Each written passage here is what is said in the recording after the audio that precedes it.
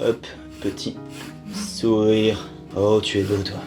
Mais toi aussi, tu es beau. Hello, c'est Nico. Alors, il y a quelques semaines, j'étais à Lyon pour le Lyon Game Show ou le Comic Con. J'étais sur le stand lescomics.fr avec Matt, avec Ashrel, avec plein de gens. Et c'était hyper sympa, c'était un bon week-end, tout ça. Ceux qui sont venus, vous le savez, c'était la bonne ambiance. Et à un moment donné, pendant le week-end, j'étais en train de dessiner le Joker. Et Matt vient me voir et me fait: tiens, tu devrais mettre le logo Colgate. Donc, je l'ai fait parce qu'en fait, l'idée me plaît de prendre des personnages de comics et de les mettre façon hérégie d'une pub ou d'une marque, etc. Façon George Clooney pour Nespresso. Voilà, j'ai envie de prendre un café maintenant. Donc je me suis dit que j'allais recommencer par faire le Joker Colgate parce que franchement, je trouve l'idée super. Mais surtout, pendant la convention, j'étais en mode automatique, j'y pensais pas trop, j'intellectualisais pas trop le truc parce qu'on est dans un brouhaha, etc.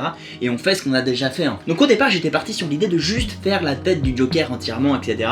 Et ensuite, je me suis dit, tiens, ce serait pas plus intéressant de juste faire le sourire. On coupe le visage à la moitié et on montre juste le sourire. Parce que ce qui est intéressant, c'est le less is more. Moins, c'est plus. C'est reconnaître le personnage alors qu'on voit pas ses yeux, on voit pas ses cheveux, on voit à peine son nez. On voit juste l'attrait marquant du personnage, c'est-à-dire le sourire. L'avantage d'avoir un gros plan sur le visage comme ça, c'est qu'on peut se faire plaisir sur la texture, on peut faire tous les grains de la peau, etc. Ce qu'on peut pas faire quand le personnage est tout mini, là, tout petit, etc.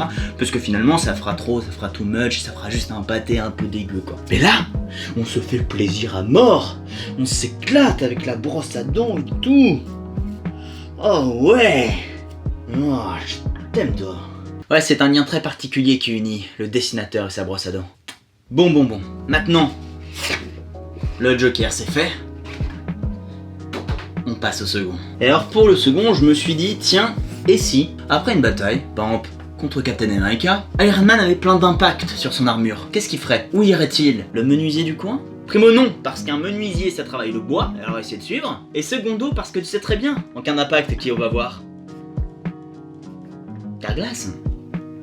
Alors quand on fait Iron Man, il y a souvent une question qui arrive, c'est ah merde, son armure elle est foutue comment? Moi j'aurais tendance à dire c'est pas forcément important. Parce qu'il y a eu plein de dessinateurs, il y a eu plein d'époques différentes, et au final, l'armure d'Iron Man est celle que vous voulez lui donner. En revanche, il y a des points qui sont un petit peu importants. Par exemple, sur son torse, c'est mieux qu'il y ait le logo. Après, que ce soit le triangle, le rond, etc.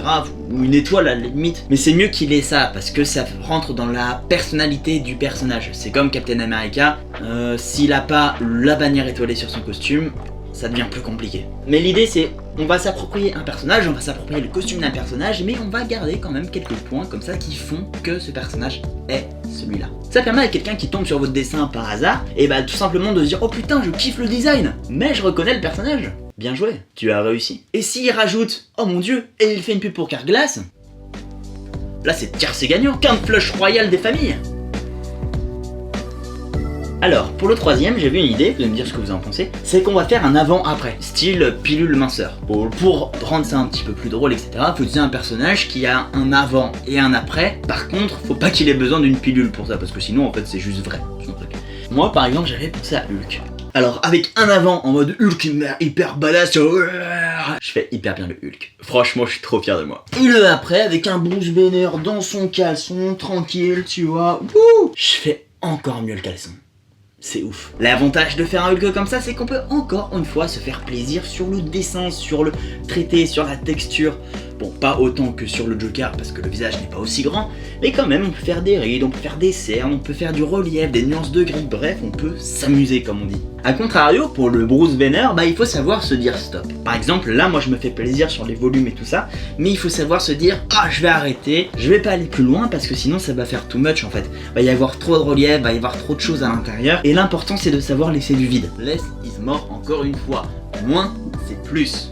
C'est le principe du design moderne, c'est de dire que parfois laisser du vide, laisser du blanc, laisser respirer le dessin, c'est tout aussi puissant que rajouter plein de détails. Selon moi, un bon dessin, c'est un dessin qui mêle habilement le côté hyper détaillé de certaines parties et le côté ultra simplifié et design presque en aplat, même vide complètement, de l'autre. Et le meilleur des dessins, c'est celui qui va complètement mixer tout ça pour avoir un résultat à la fois classique, ultra détaillé et très moderne, très épuré. Allez, stop. Stop, allez, encore une fois, une petite dose encore. L'ombre du pouce sur les doigts, oui. Oh.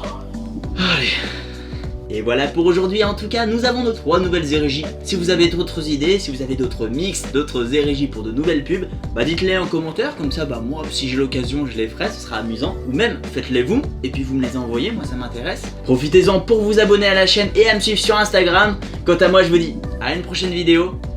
Allez, gros bisous!